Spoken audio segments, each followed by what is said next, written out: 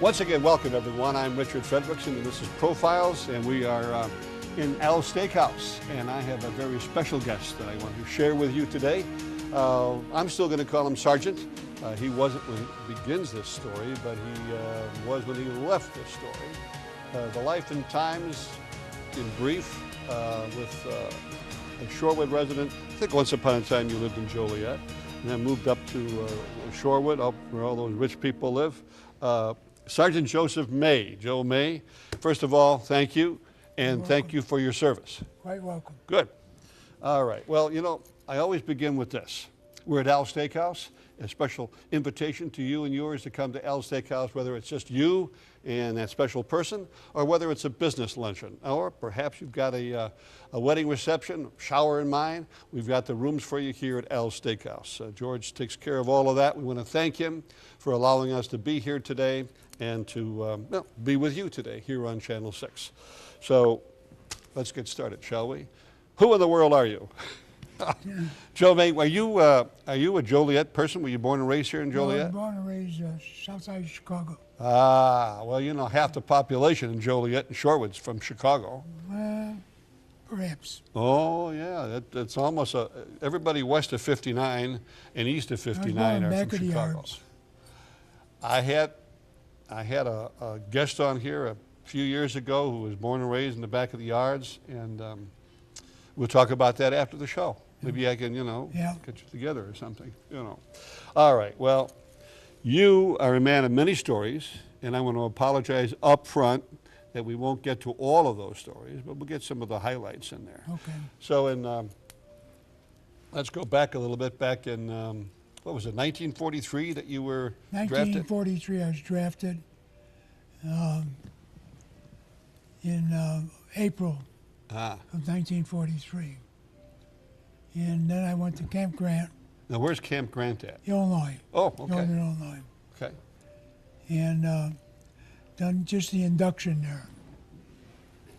And then from...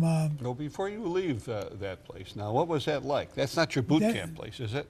It's like when you go in and get the shot in the arm, shot in the butt. Okay. Get your nice uniforms and new shoes. Okay. And they let you be a private. And if you're going to go somewhere it's cold, they give you a nice overcoat. And you meet all your friends. All your buddies. Yeah. All your buddies. Yeah. And then you go off to a beautiful place in the mountains in Wyoming. Then they sent us to Cheyenne, Wyoming. Mm-hmm. And we did basic training. So tell me a bit about that. How much fun did you have during that time? Well, I don't know if you call it fun. I don't think you do. Basic training is just regular drill, hikes, how to shoot a rifle if you didn't before, and all the good things about getting acquainted with the rules and regulations. And then we were there about 3 months. Also, that's where we learned to drive a truck. Ah, that comes in handy for you. Yeah, oh yeah. We were in the mountains of Colorado driving, and they taught us all the basic fundamentals of taking care of the truck, driving, all the good things. And that lasted, like I say, about 3 months. And then from there we went to California. Okay. Salinas, California, salad bowl of the world, beautiful. And there was 8 of us that left Wyoming to go to California, and we were like replacements to fill up that company. Okay, and that is, what company is that? That was 3315 Quartermaster Trucking Company. Okay. And that was a regular Army type of company. Most of the guys were old-timers, and we were replacements. And you were not old-timers? We were no. Yeah. We were the young guys. You were the kids. We were the kids. Yeah. 8 of us. And we stayed in California for almost a year. And during that time, we done everything you'd want to do has a trucking company by moving people, warehouses, and just in general. And like I say, they kept us there for 1 year. And we, I have a question for you on that name. It says Quartermaster Trucking Company. How does that quartermaster get into that? My idea it's of like a a quartermaster. supply. Okay. Oh, so you're okay. We- I got you. We were like a supply, Mm-hmm. whatever you want to call it. Yeah, a supply company. All right. 12 a year in California. That's not bad. You get to the beaches at all? Well, if you had the time. And it was very, very nice because you did all different things. You know, in the trucking. You haul people, you haul supplies. And it was very, very nice. But good duty, I would Yeah. say. Yeah. Would have liked to have done the whole term. Whole term right Right, there, right? California. Yeah. They had the Hollywood Cantina down there. And so we had a nice time in California. Do you have any USO shows during that time? One time I went, Ah. just once. You recall who was there? No, not really. Yeah. We did see some of the celebrities off and on. Yeah. Well, I mean, it's right there. They should be Yeah. showing up. So if we had a they nice can. time in California. And then the nice times ended. Nice times ended in July of 44. Yeah. And then you ended up going where? To New Guinea was the first stop. The Japanese still had New Guinea, but they were pretty well taken care of by the time we got there. And we spent 3 months in New Guinea. And what were you doing in New Guinea? At We, the trucking company. We hauled stuff around a little bit. Mhm. Not much. It was kind of quiet. Most of the Japanese were pretty well driven out by that time, and so it was more of a routine type of stuff in New Guinea. Yeah. So they didn't keep you there that long. No. What? Then- Puddle jump to where? Then the next stop was the Philippines, Ah. and that was where MacArthur said he's going to go back and liberate the Philippine Islands. And October 20th is when they invaded the Philippines. Yeah. Went back to liberate. Yeah. So what was that like? Well, it wasn't pleasant. That was when the Japanese started them kamikaze pilots. That's where they started them, Yeah. right in the Gulf of there. That wasn't too pleasant, but we survived it. Yeah. So some of those buddies that you were inducted with and went through basic training with, and some of those guys went with you to Salinas, California.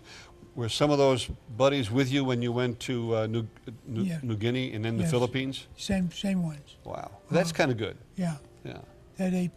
Those 8 guys, we all were in the same boat. Yeah. You know. The history of wars, I think a big factor of the European war and the defeat of the Nazis were a lot of things, but one of the pieces of the pie that ended up being a failure with the Nazis was they ran out of supplies, Yeah. their transportation and their service. So there again, how important that was to the war effort in the combat zones, and make Yeah. sure you guys are bringing that stuff up so the guys could do their thing. Was it dangerous?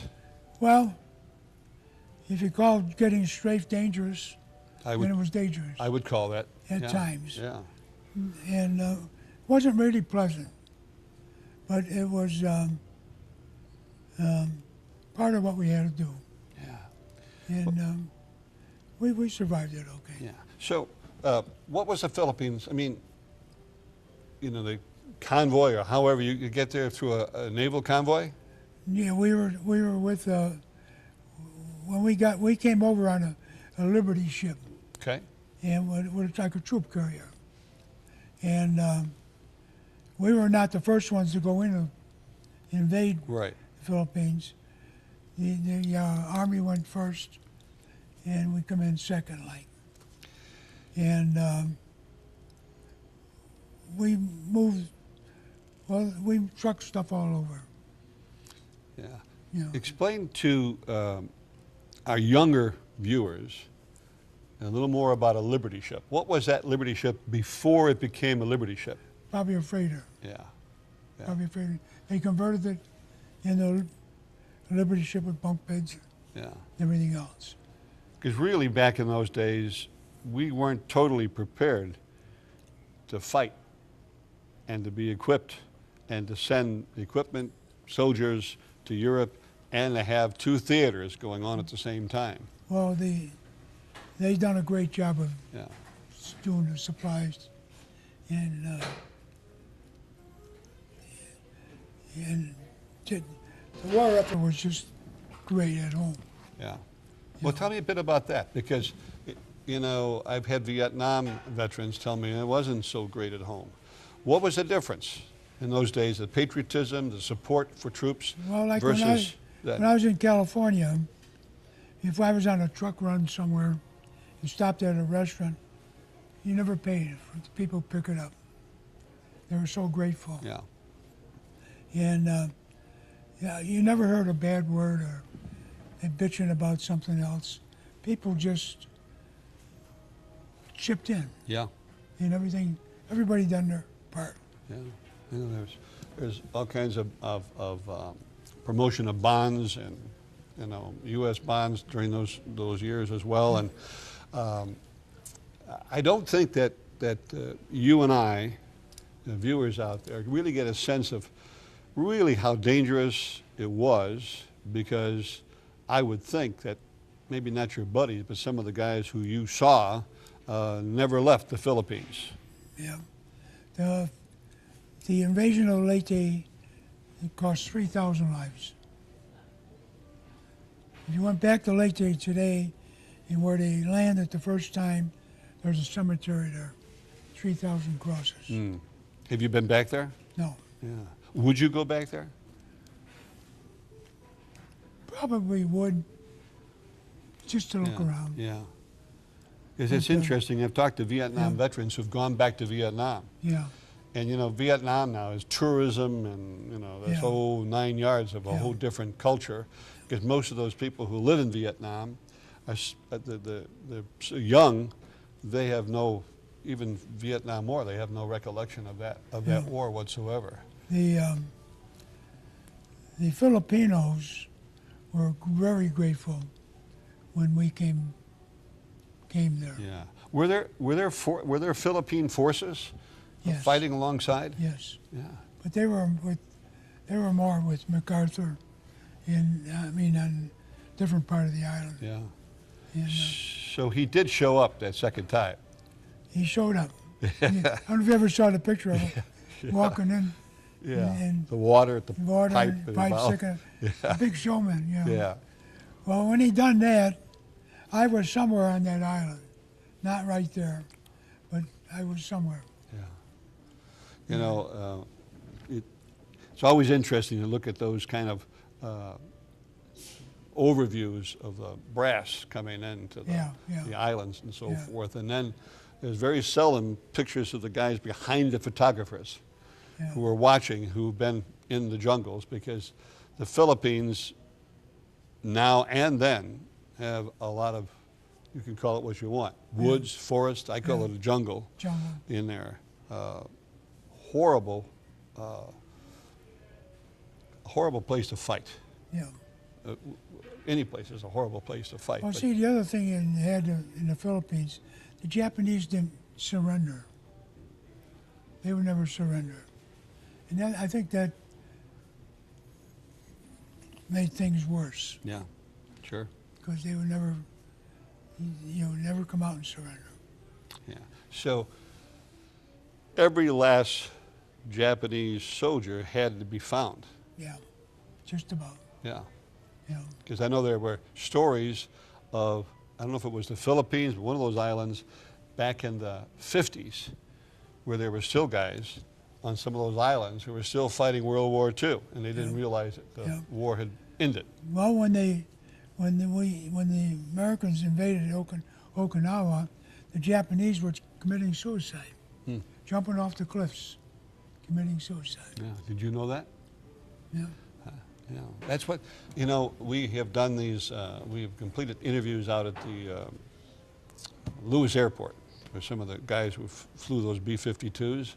And the stories, in fact, I hope that Schuster Enterprises, you know, the guy Dick Schuster, puts this interview, well, you'll be on next week, but I hope that this interview and others will be on the week before Memorial Day. We cannot show enough of these interviews to refresh the minds of our younger people that it wasn't an easy road to get where we are today in this great country. It took a lot of blood, sweat, and tears from the Spanish-American War to the World War I, World War II, Korea, Vietnam, and everything in between. I know there were some other skirmishes that were also fought. You have any contact with any of your buddies? No. No. Gone. Shortly after, but not Yeah. not Yeah. for years. Is there, do you go to VFW or American Legion? Well, we got the VFW Those are the guys with the sign right there? with Jim. Yeah, okay. And that's, which one is that, in Joliet? No, it's our headquarters right here. Sherwood Glen. Okay, Yeah, okay. Veterans Good. of Fort Worth. What would you, how would you summarize your time, not in California and not in Cheyenne, Wyoming, but in New Guinea, Leyte, and what was it like driving the trucks?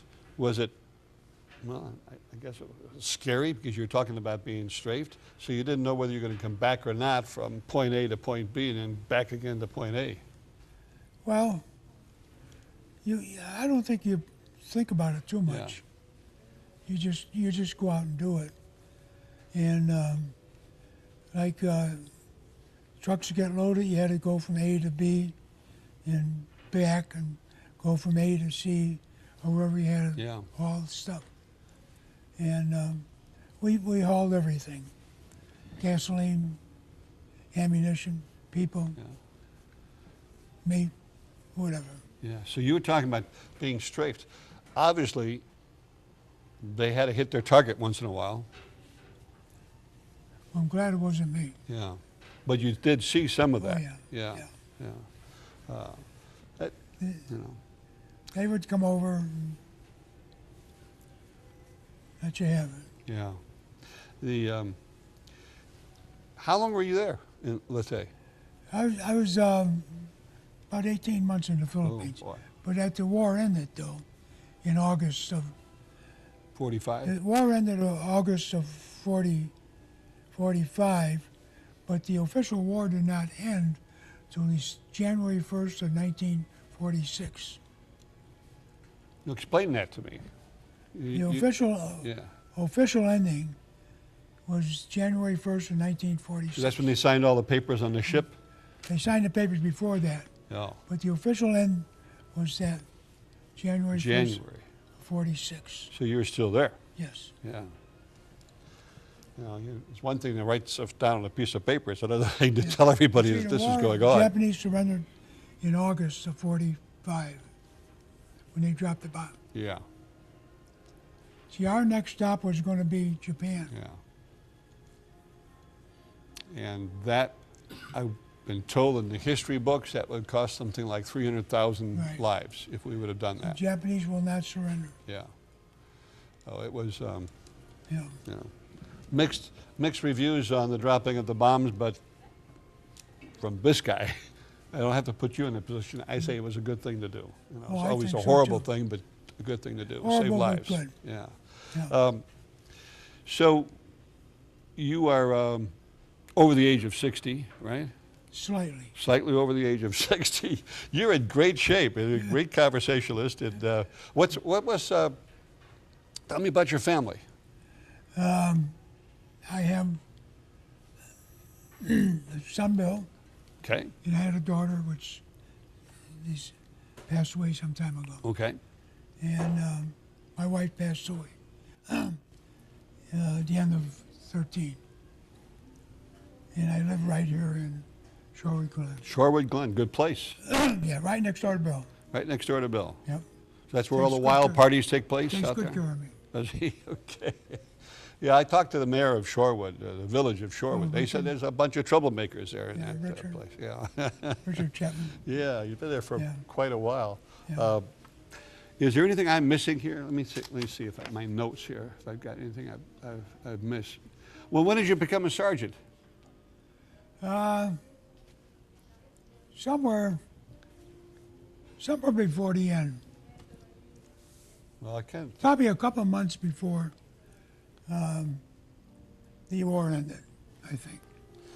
Well, besides being a sergeant, you have 2 overseas bars there, the American Campaign Medal, the Asiatic Pacific Ribbon, 2 bronze battle stars, and that's just a few of the citations and ribbons and medals that I copied down from your official record here.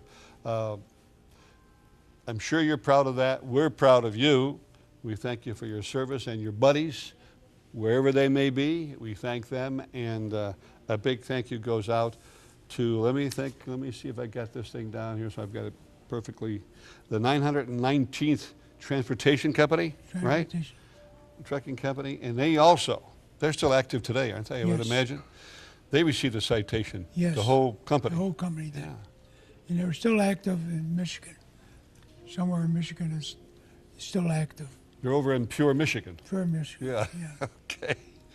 Well, let me ask you this, non-military questions. You're in the village of Shorewood. Do they have TV there in Shorewood? Is there TV? Yeah. Oh, yeah. Do you watch TV? Yeah. Are you a Cubs fan or a Sox fan? Cubs. Okay. See, I switched. I was going to say, wait a minute, back in the yards and you're a Yeah. Cub fan? Yeah, I switched. So they won't see this, so No, yeah. you'll be okay with that. What was it like growing up in the back of the yards? We had a normal childhood. Not rich, not poor, but poor. Yeah. I had, there were 7 of us, 4 sisters, 2 brothers. Ah. And so it was, got a meal, we got our food, but nothing So- extra. But people have told me from your era is that they might have been poor, but they didn't know it. Yeah. Now, how about the aroma in that neighborhood? If it blew that way, Yeah, you got a good aroma. yeah. If it went the other way, It was you get fine. nothing. Yeah, fine. You are a delight. I'm proud, and I'm so happy that, I don't know if it was your son or Jim who contacted Dick Schuster to have you come on here for the interview. Is there anything you'd like to say? No, this is new to me, and I hope it turns out. Oh, it's going to Okay. turn out, it's going to be fine. Yeah. There's no editing at all. Yeah. It's Schuster's easy job, and I'm proud to know you now, and Thank you. thank you again for your service. You're welcome. And thank you for watching Profiles. We'll see you next time.